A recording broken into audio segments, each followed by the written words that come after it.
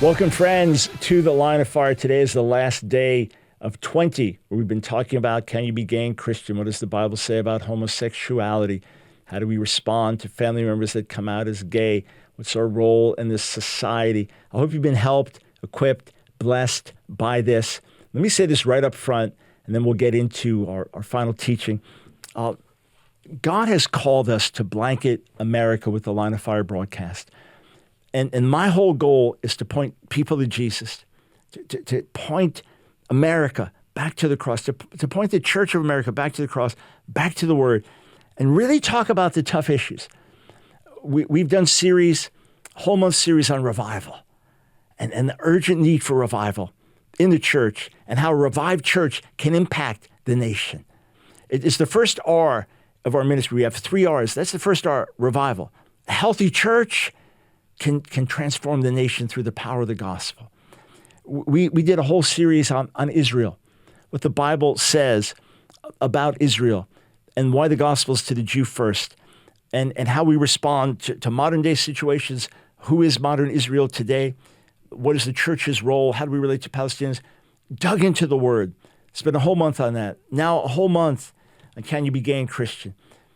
We'll be doing series, and by the time you listen to this, we may have done a whole series on holiness and series on the second coming and how we live and just practical things, how we navigate the political minefield as followers of Jesus. Things that are so important in this world. The second R of our ministry is gospel-based moral and cultural revolution. As the church changes, as Jesus changes the church, we have a life-giving impact on the society. And the third R, the redemption of Israel. We want to help you be strong and equip you. And God's called us to blanket the nation with the Line of Fire broadcast. So here's the reality. I'm just speaking to you from the heart. Some of you followed our ministry for decades. Some of you, this week's the first time you're hearing me. But hopefully you've been listening for a little while. I'm speaking to folks. Hopefully you've been listening for some weeks, some months, some years. So let me just make an open appeal to you. When we get on a new station, there's so many great stations in America that say, Dr. Brown, we want your broadcast. We got a good slot for you. We want your half-hour show. When you get on a station, you have to pay the bills for that station. That station, you have fine people doing a fine job. They have bills to pay. So when you get on, you have to pay for that airtime. Of course, that's just fair, right? So you're paying for that airtime, but it can take a couple of years of building up your radio audience before they get to know you, before they support it. So the only way we can get on new stations is as you pay forward. One of my colleagues, a pastor in Florida, a great ministry, they have their church meets in a mall. They own parts of a mall, and they have a little restaurant there, and there's a menu in the restaurant, but no prices.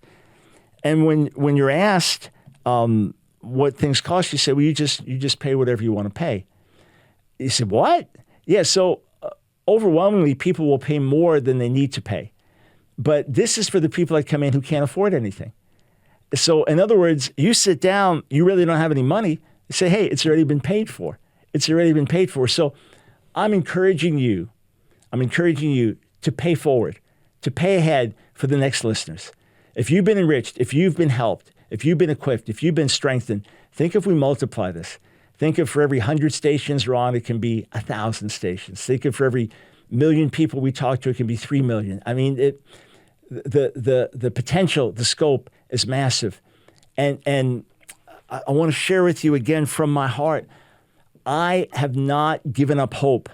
I have not thrown in the towel. I have not said it's all over, it's all coming down, let's just get out of here. I don't believe that for a minute.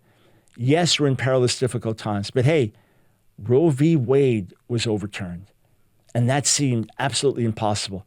And within the first year of Roe v. Wade being overturned, thousands of babies were born who would not have been born.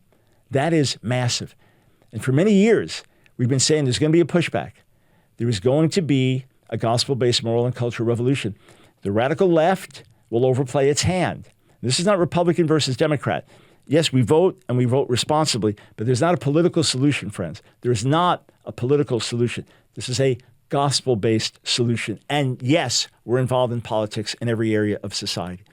But as the radical left has overplayed its hand, we've been saying for years, a pushback is coming, a pushback is coming. I wrote in 2011 that same-sex, quote, marriage would become the law of the land. Almost everything that you see unfolding with radical trans activism, with almost everything you see, we laid out in writing years ago. In some cases, 15 years ago, talking about it. In some cases, 20 years ago, talking about it. It just was clear. You know what I'm saying? It was obvious when you look at where things are going and pray about it. This is what's happening. And I've also said there's going to be a pushback. There's going to be a turn.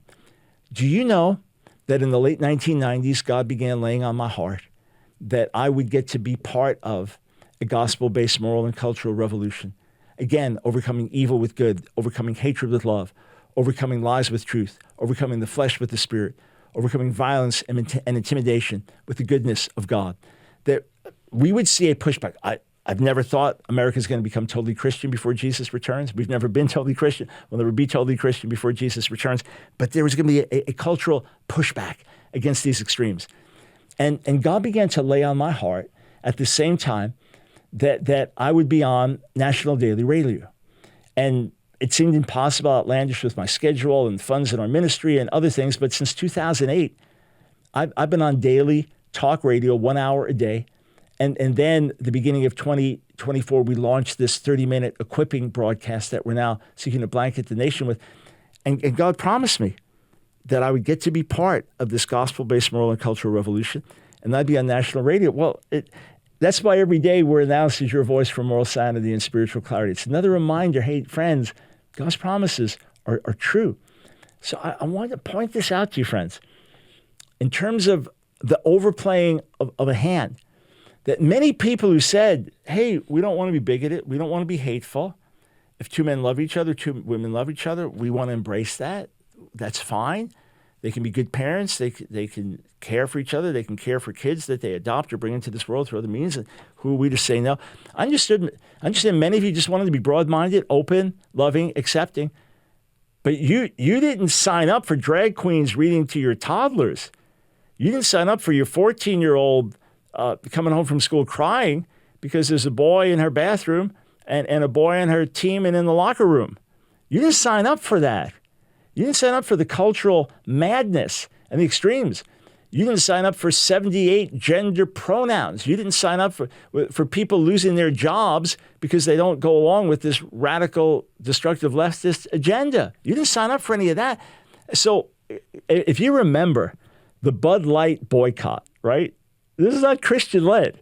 This was not sparked by fanatical followers of Jesus and Bible thumpers. No, this was sparked by people like Kid Rock. When you think Kid Rock, you don't think Jesus. Kid Rock, Jesus. No, you don't.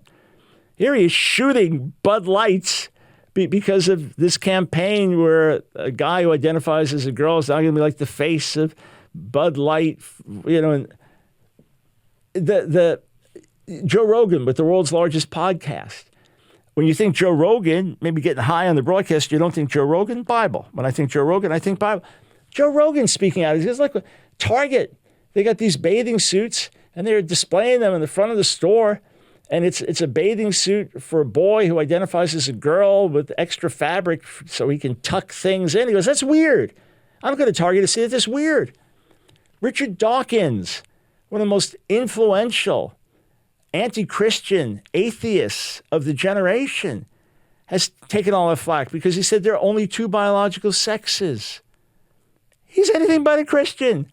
Bill Maher, also anti-religion, anti-Christian, in so many ways, atheist. He's spoken out against trans activism. He's spoken out against the extremism. He's spoken out about cancel culture, where if you disagree, you get canceled. J.K. Rowling, author of the Harry Potter series, longtime gay, lesbian ally. She's come under attack. People tried to get her boycotted and things like that because she's made statements about only women have periods. And no, men can too. Women who identify as men, and just this cultural madness. And I could go on and on with the list of secular people atheists.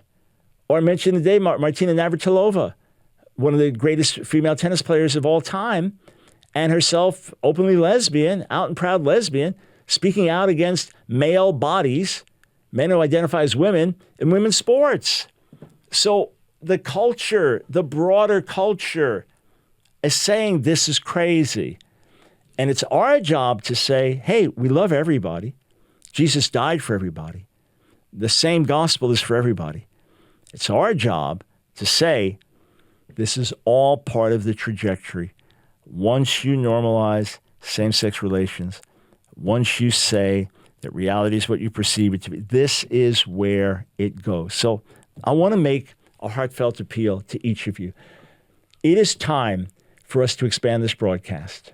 You see the days we're living in. You see the uncertainty. You see the upheaval. It looks like at any moment something could explode. We could go into an absolute crisis, a civil war in America or a world war.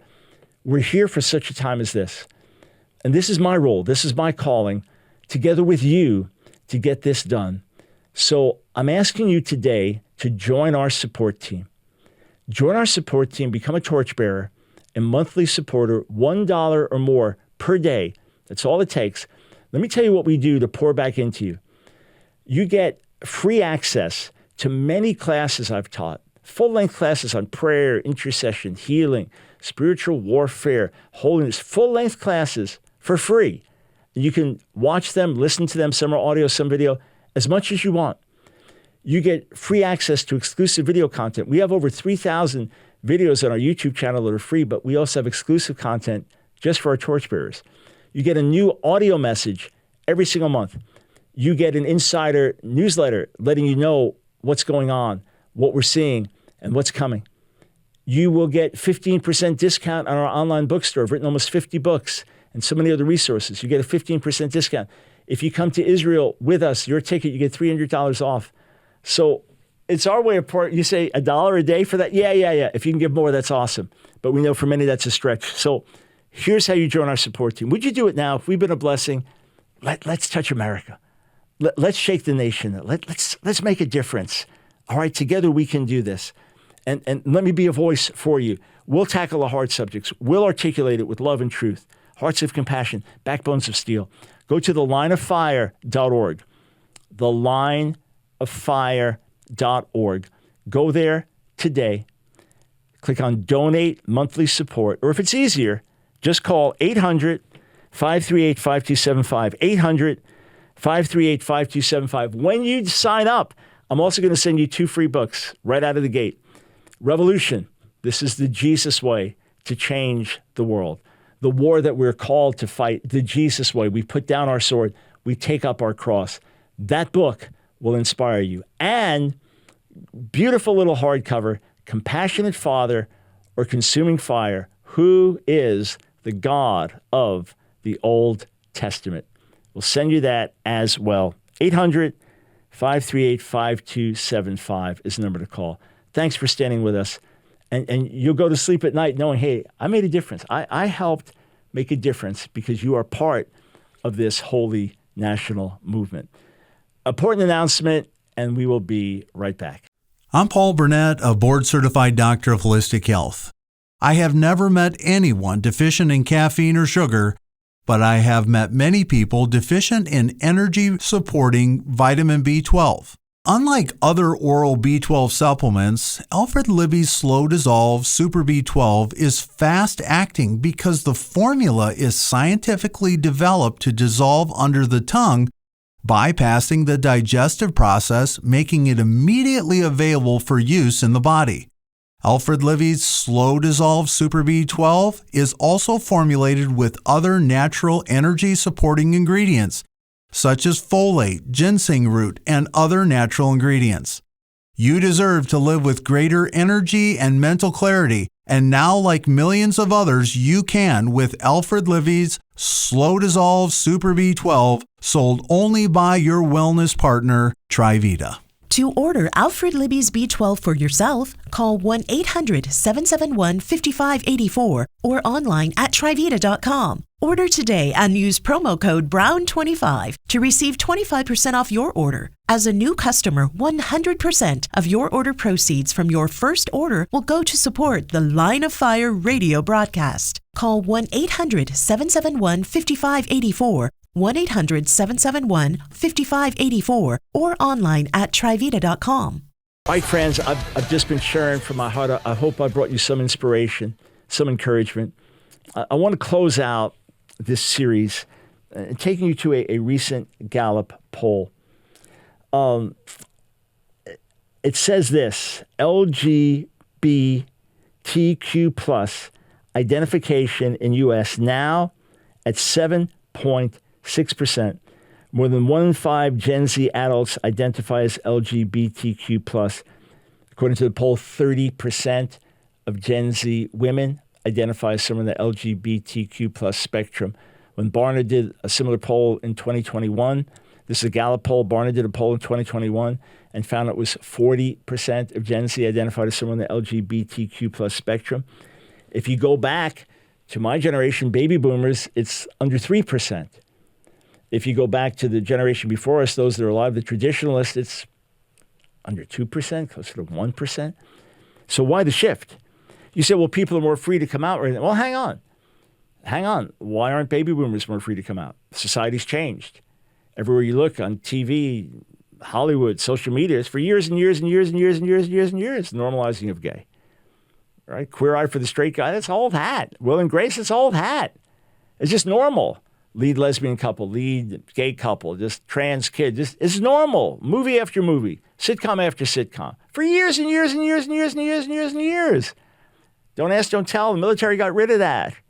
Schools fully embracing this curriculum agenda. Why aren't a lot more baby boomers coming out then? Why is it still 3% or less? It's because the vast majority of those who today, young people who identify as someone on the LGBTQ plus spectrum, are not exclusively same-sex attracted, and many are not even living out, practicing homosexuality. It is a matter of indoctrination. It is a matter of identity. Are you hearing me? What's the highest percentage that's gone up? Being bisexual, or in some cases, queer. It's an identity. It's a way of showing solidarity with others. It's a way of pushing back against the gender binary of you're either male or female. It's a way of pushing back against that. So it's a reactionary thing, and it's the result of indoctrination. You say, well, you're not going to convince a kid they're gay. Oh, hang on. You're 6 years old, right? You ask a 6-year-old boy, do you like girls? No, I don't like girls. Oh, maybe you're gay. Well, I was going to make that person gay. Well, hang on. If you give it time and you keep people in confused environments, and you're telling them maybe you have a trans identity. Do you ever feel like a boy trapped in a girl's body, or or you want to do girl things and you're a boy, you want to do boy things, you're a girl? Kids get confused. Kids can get confused. It's a reality. That's why the numbers are as high as there. It's not just that more and more are coming out, because the actual percentage of those who are exclusively same-sex attracted remains very low. And the percentage of those who, if you don't mess with anything, just let them grow and develop as they are biologically intended to. Once they go through puberty, it's only a tiny, tiny percentage. It'll be less than 1% that identifies transgender. That hasn't changed.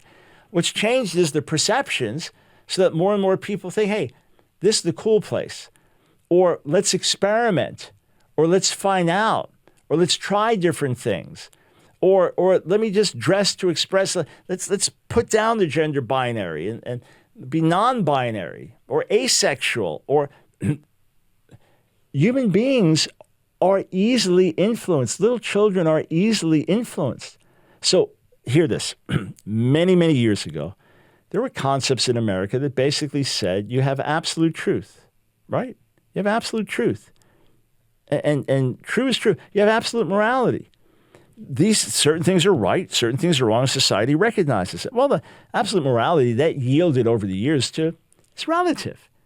That may be right for you, it's not right for me. That may be wrong for you, it's not wrong for me. So we went from absolute morality to relative morality. The same thing with truth. Well, you have your truth, I have my truth. I mean, think of it. You'll have academics, you'll have national leaders saying, well, that's your truth. I have my truth. No, there's not your truth and my truth, right? Was it Senator Moynihan, Daniel Patrick Moynihan? Everyone's entitled to their own opinion, but not their own facts. Some statement like that. This is not my truth. Maybe my perception of what's true, your perception of what's true, but true is true. Well, officer, my truth is that was a green light I went through. No, the truth is you went through a red light. It was red for 3 seconds before you went through it. My truth is, on the scale, I weigh 140 pounds. No, the truth is you weigh 240 pounds. Not my truth versus your truth. But that's where we're at today. So we went from absolute morality to relative morality, from absolute truth to relative truth. Same with reality. Reality is whatever you perceive it to be. If you perceive yourself to be a male in a female body, that's who you are. If you perceive yourself to be part animal, that's who you are. And I'm not making these things up. We've talked about them in the past. And there's a condition, BIID or BID, body identity disorder or body identity integrity disorder, where people actually are tormented by the presence of healthy limbs. Their mind map says they shouldn't have a left arm, and they're tormented. It's like this appendage, like a head growing out. Like, what is that?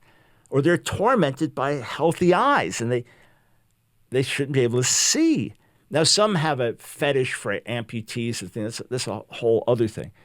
But these are people that receive counseling, and the only way they find peace is when they amputate the limb, and they find ways to amputate limbs. Or one woman blinded herself. With help, she blinded herself, put dishwashing detergent, I believe it was, in her eyes, blinded herself, and now she feels good because she was supposed to be blind. What do? We mourn for people like this. Our hearts break. We don't laugh at them, think, oh gosh, why? But that's how they feel. Okay, you have to tell them that's not reality. You think it's reality. Let's get to the root and let's help you. That's what we need to do. People who identify as transgender, they are not trapped in their own body. We're not talking about intersex, where there's a biological or chromosomal or abnormality, which is a whole different subject and needing great compassion. We recognize reality is you're a biological male. Your DNA says you're male.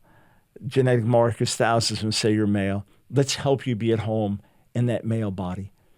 And someone who's same-sex attracted, that may be very deep in you, but it's not who you are. Your identity comes from who you are in Jesus. And in him, everything can be overcome. So why don't we do this? Those of us who know the Lord, why don't we say, Lord, here we are. Use us to make a difference. Use us to help those who identify as LGBTQ plus and around the spectrum. Help us to help them know you, follow you. Give us those hearts of compassion and backbones of steel. Help us to make a tangible difference in their lives. And those who are struggling, Lord, we pray that you give them grace. You give them grace to know you intimately, to find who they are really in you. And whatever their struggle, whatever their issue, whatever the temptation, whatever the problem, Lord, help them find everything they need in you. My friends, I hope we've been a blessing to you. I hope this series has helped you. This is Dr. Michael Brown. Thanks so much for tuning in. Just a reminder that we are listener-supported. If we have been a blessing to you, if you're being enriched in the word and prayer in your own walk with God through this broadcast, then stand with us so that we can reach many, many more and bless many, many more. Together, friends, we're making a difference. So go to thelineoffire.org, thelineoffire.org, and click donate.